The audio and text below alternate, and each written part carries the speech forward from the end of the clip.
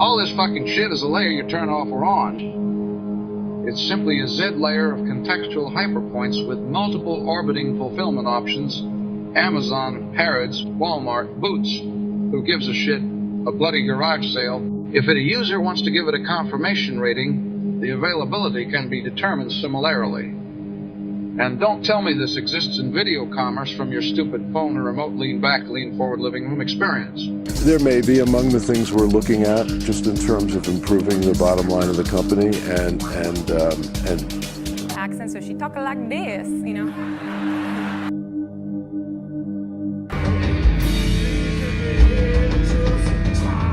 And what is it like being a comic? It must be horrible.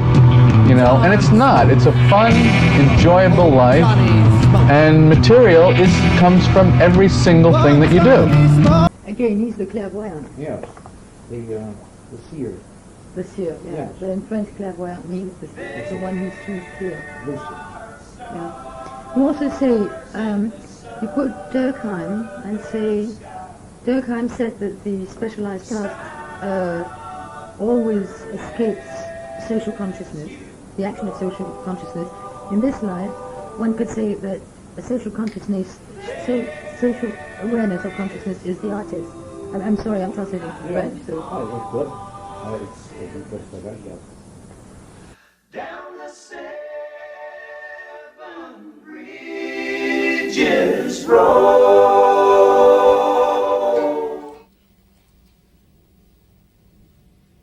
It's like people only do things because they get paid. And that's just really sad. And material comes from every single thing that you do. And material comes from every single thing that you do.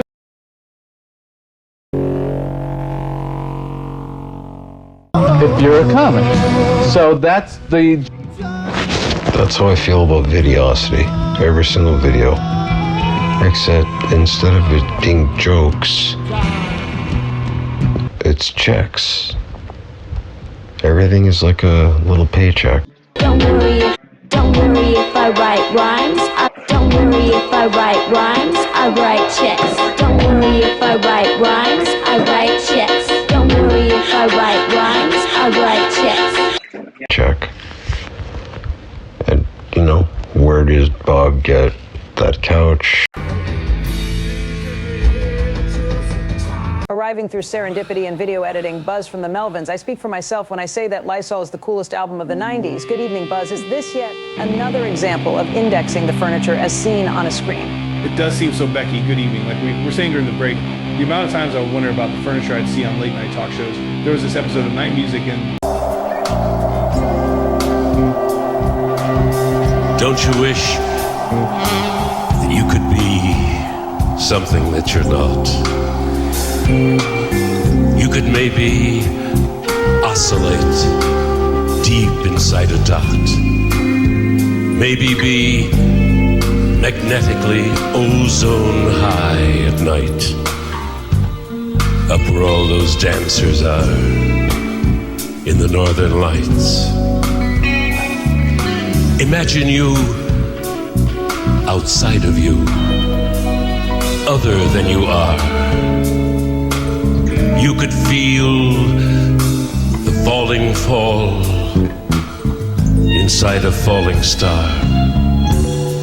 Instantly, as fast as that, shrink way down in size. Atoms small, you'd split apart, wind up otherwise. You could be a vagrancy other than what's you.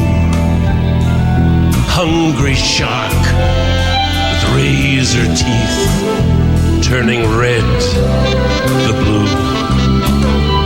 Butterfly of powdered wings, fluttering the warm. You, the ghost of morning fog, nebulous in form. How about a cricket's legs, rubbing evening cries? Maybe better you should be chromosomal ties. could be soap bubble blown by some little girl? What about the optic nerve inside a very nervous squirrel? As for me, I'd rather be some forgotten stem once that held an apple up out of reach of them. Maybe I could glisten hard, sunshine on a stone. What about the melting drip down an ice cream cone? We could be a list of things longer than your arm. Find us new identities, spellbound as a charm. All the days and nights we have, we could pick and choose. Play the game of fancy free. What have we got to lose? Play the game of fancy free. What have we got to lose? What have we got to lose?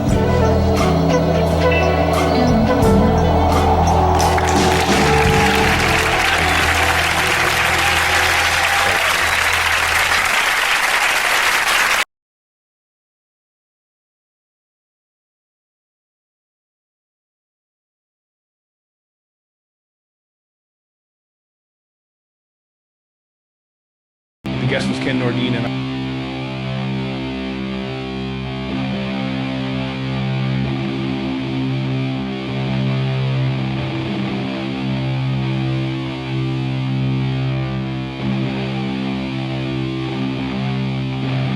wondered what kind of mic he was using. And it looks like after 28 years, we finally are looking in the right direction.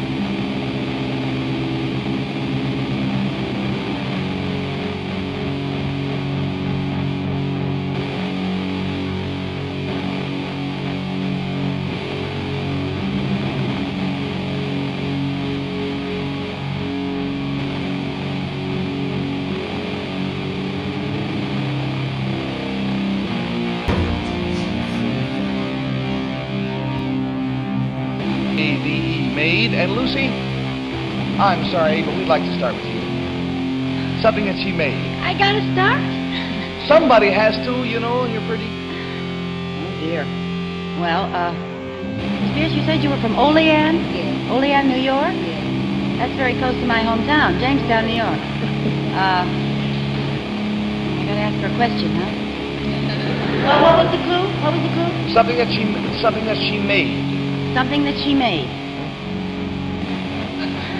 What shall I ask her? How to ask the question? Ask her if it's something tangible. Is it something tangible, Miss Pierce? Say, that's a very good question. Is it something tangible? I think we have to say yes. It's something that you could, yes, it's something tangible. Yes.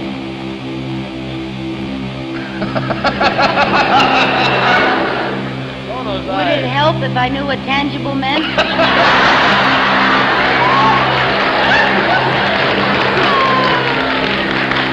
Tangible is a small orange that grows on a... Is it something, Miss Pierce? There's something you made. Is it something found inside a house? Yes. Or a chair cover. Ah, indeed. Do you do upholstery? No. But you, did you make these chairs we're sitting on? That's it.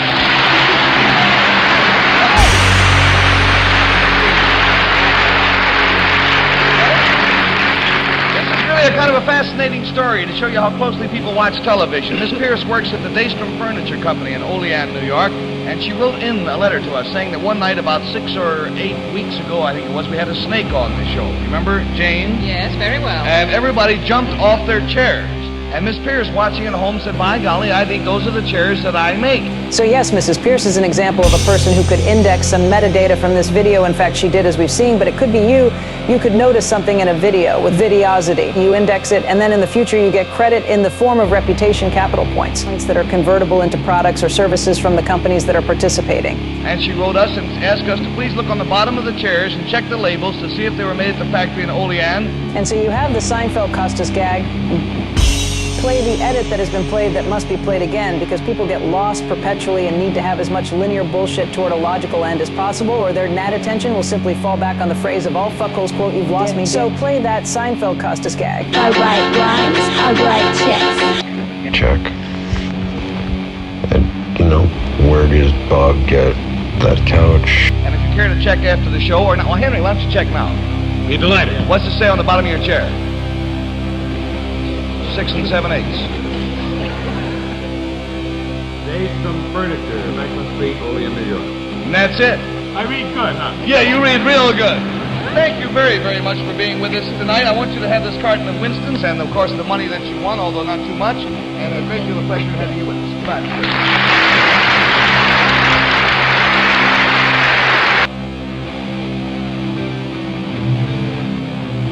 And then the Olivia Munn Letterman gag, same theme, this time it is a chair, not a couch, speculation in the video, taken from Small Amount of Too Much on McLuhan Videos YouTube channel.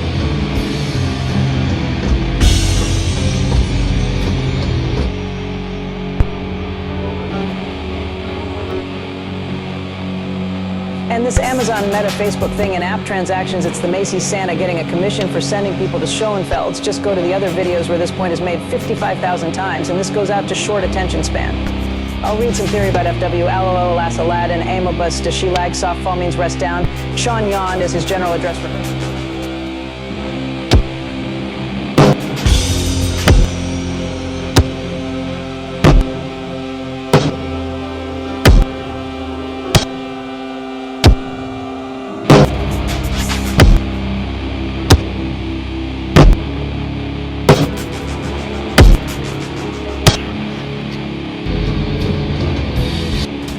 Basically managing a business to maximum results. One possibility is that we do some licensing.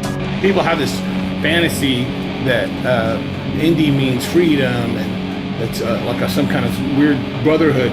What's the quote in Treasure Sierra Madre? The brotherhood will survive as long as there's no gold to split out.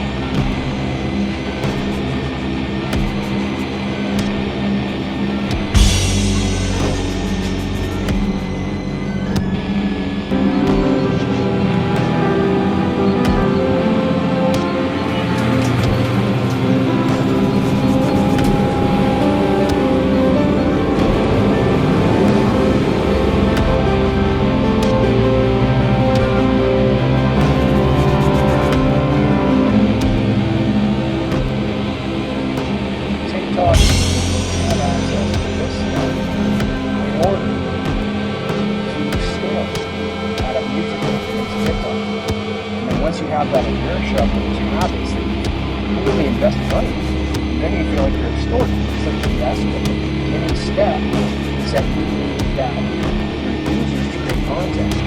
And the ground that you're using to feature on utilize universal music artists or any labels on this list who are paying copyrighted content. Now at human scale, that's fine. If you're C. Phillips on YouTube, that's fine. Because they're just going to contact Zephyr and then contact you, and they're going to monetize that stuff. They're going to monetize that traffic by way of Bill Net, well, right there. This is how they monetize it. And then also, this gets monetized from this conversion.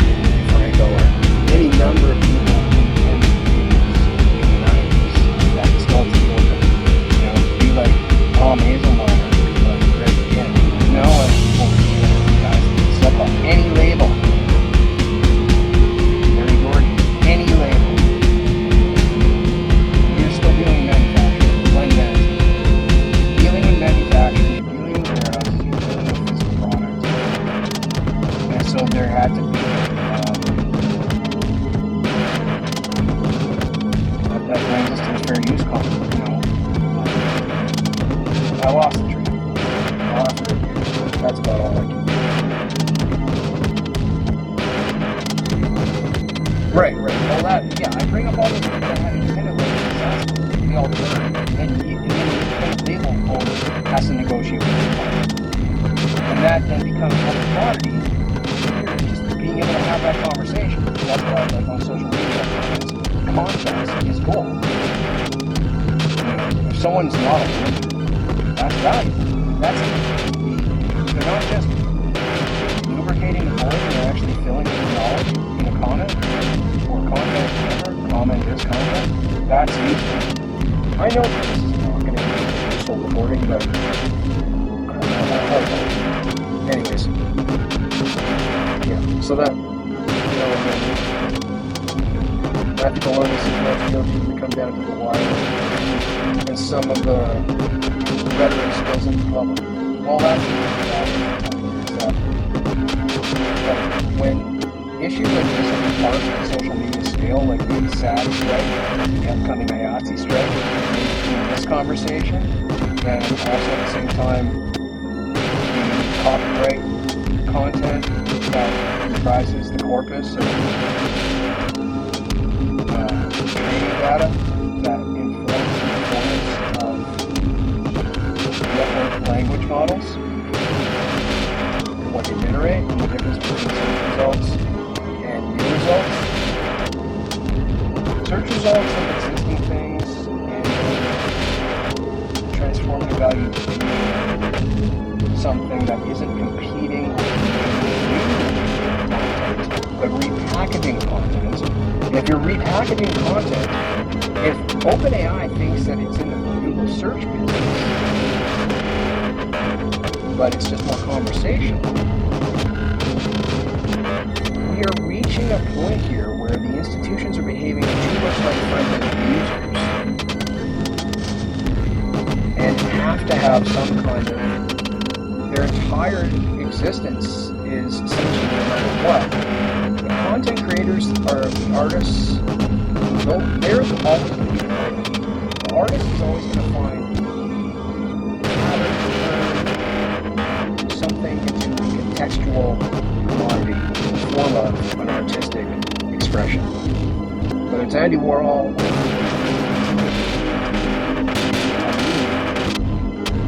everything in between, songs, movies, Suitcan to Wayne Goldsmith thing with Prince and Andy Warhol. Like, and when Andy Warhol, the institutionalization of fair use understanding is exactly what to refract and apply to OpenAI and the conversation between TikTok and Universal, and how fair use has become a mainstream topic of conversation,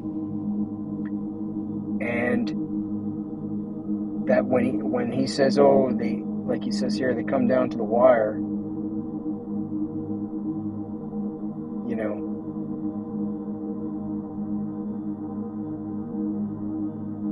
the difference between him saying this bullshit, generation of young fans rely on, is that MTV is not interactive, and the network effect doesn't apply when it's not interactive.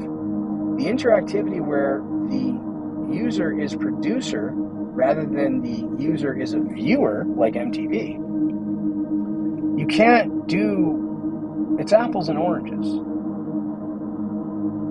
Just because the obfuscation of who's juxtaposing the components, and then all you're doing is being like the farmer's market, like TikTok farmer's market for cultural commodities, cultural vegetation, cultural produce.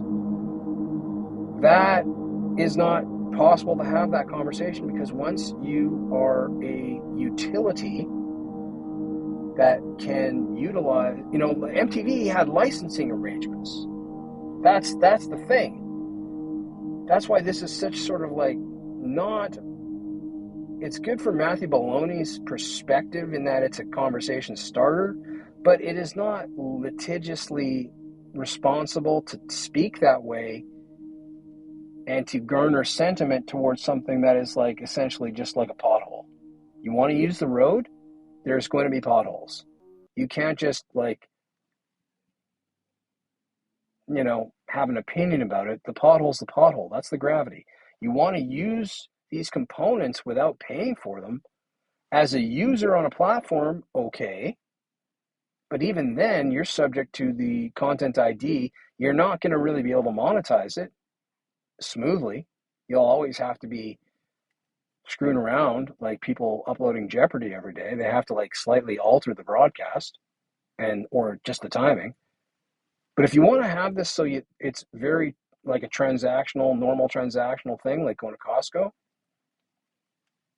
there has to be various tiers of understanding based on statistics of distribution for what kind of compensation is fair. And that's where we get into the Macy Santa sending customers to Gimbals and Schoenfelds, yet relying on the customer to be loyal, even though there's no obligation to be, but at the same time, they're getting that information, and that's the product from Macy's, is that it's available at Schoenfelds or Gimbals.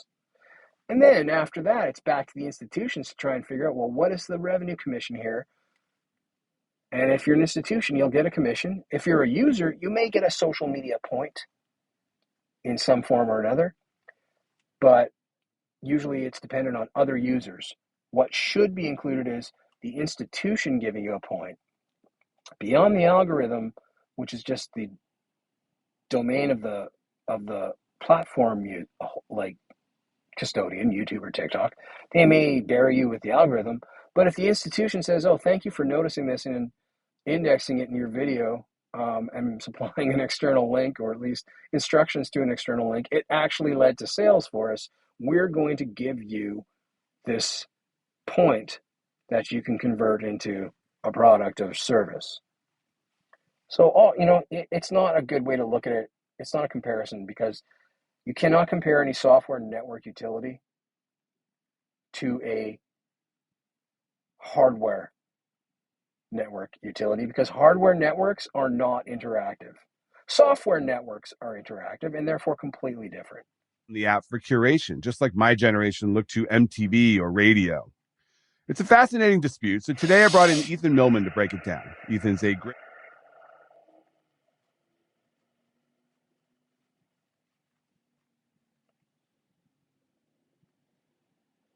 Also, they can pull their content because it's easier and easier to create it's easier and easier to potentially incentivize a network. But at the same time, it's like, UMG can come back kicking and streaming. If it's such a multiplier for them, they will, if they can't make any progress. But I liked this part here where he's like, usually it doesn't get into the public.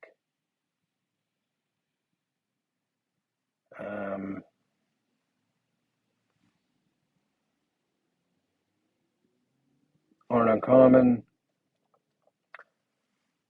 Yeah, here. Most deals ultimately come down to the wire, and occasionally you'll see the rhetoric spill into the public. But it's rare to see you... See, that is not the case anymore. The SAG thing proved that because of the fact that it dealt with artificial intelligence and lack of compensation for likeness reuse. Just because it's easy to create likeness reuse on the side of the people doing the scanning for the studios, that doesn't make the ability to sort of control what is being reused. Like, that's the issue here, is that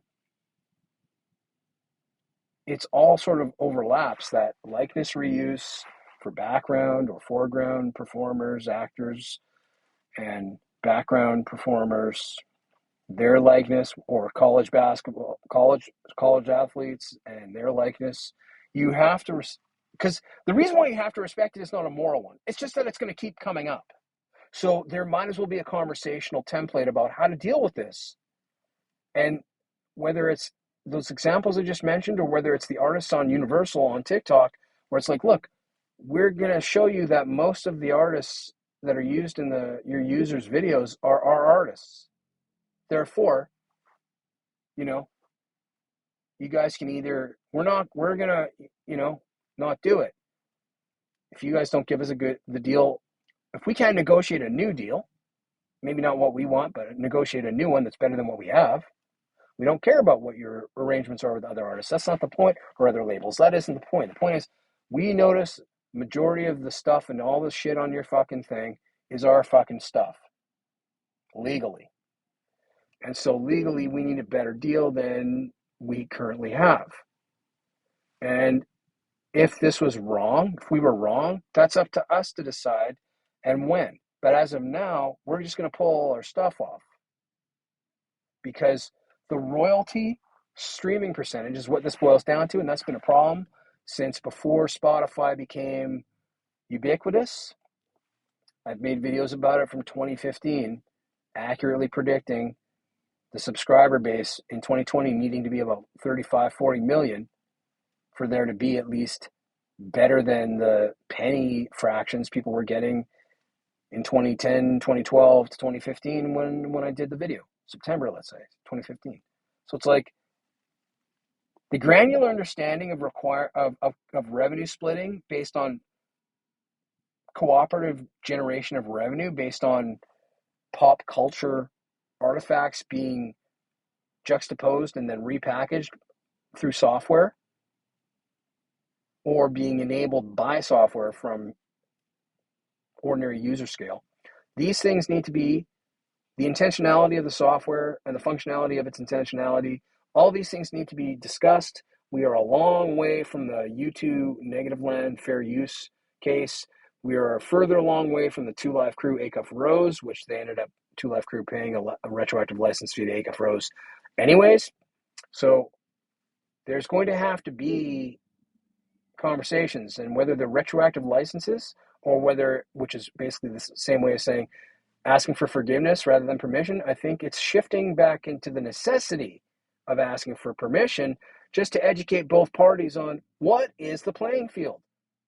What is the intergenerational confusion that needs elucidation here? That is the important thing.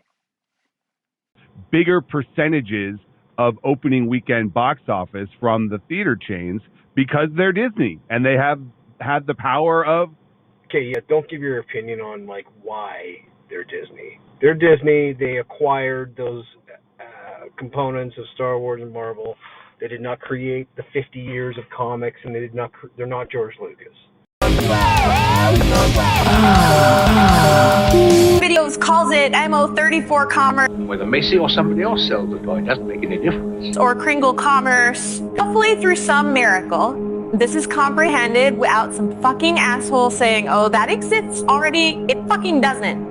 Not like this. Not inside the fucking video. No more characters for my voice. The convolution of these videos will continue then. Apologies about the swears. Arolshi, exegesimmer. The update say profanity is the attempt of a weak mind to express it. Oh